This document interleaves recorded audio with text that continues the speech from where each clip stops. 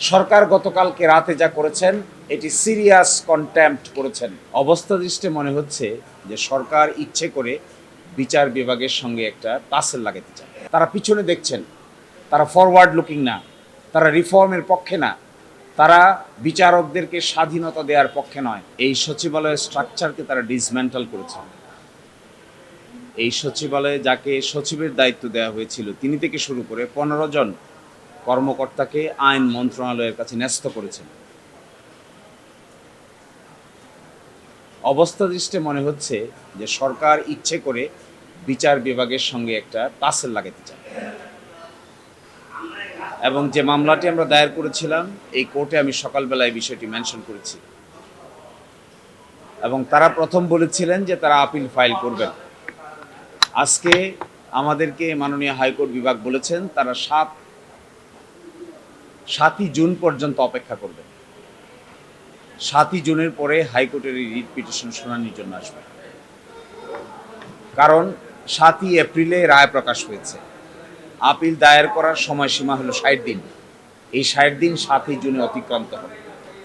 এই 7ই জুনের মধ্যে যদি সরকার পক্ষ এই ব্যাপারে আপিল দায়ের না করে সচিবালয়কে ডিসমেন্টাল করার যে কৌশল নিয়েছেন এটি তারা সম্পন্ন করেন, তাহলে 7ই জুনের পরে আমাদের হাইকোর্ট বিভাগে নতুন আইনকে চ্যালেঞ্জ করে যে রিট পিটিশন করা হয়েছে এটি শুনানির জন্য গ্রহণ করা হবে। জেবিএস হোল্ডিংস লিমিটেড আজকে রাষ্ট্রপক্ষকে এবং অ্যাটর্নি জেনারেল অফিসকে এই মেসেজ দিতে বলেছেন।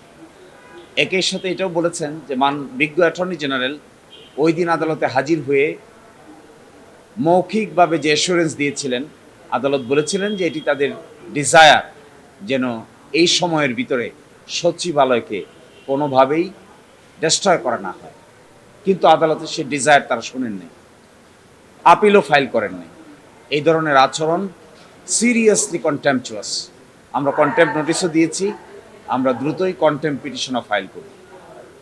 আমরা মনে করি বিচার বিভাগের সঙ্গে এই ধরনের আচরণ করাটা শুধু দেশের জন্য ক্ষতি না, দেশের ভাবমূর্তি বিদেশেও ক্ষতিগ্রস্ত হচ্ছে।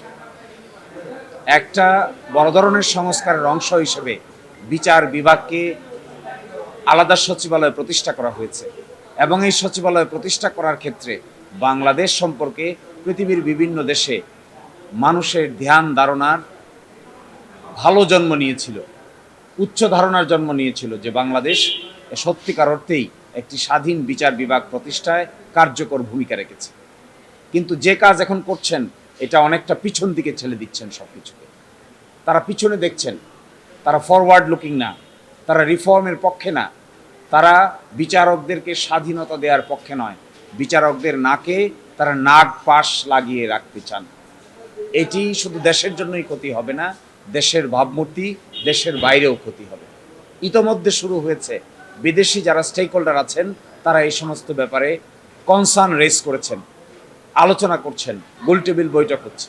তো আমি আপনাদেরকে সাক্ষী রেখে একটা কথা বলতে চাই। ফার্স্ট কথা হলো, আমাদের সরকার গতকালকে রাতে যা করেছেন এটি সিরিয়াস কন্টেম্প্ট করেছেন, আদালত অবমাননা করেছেন।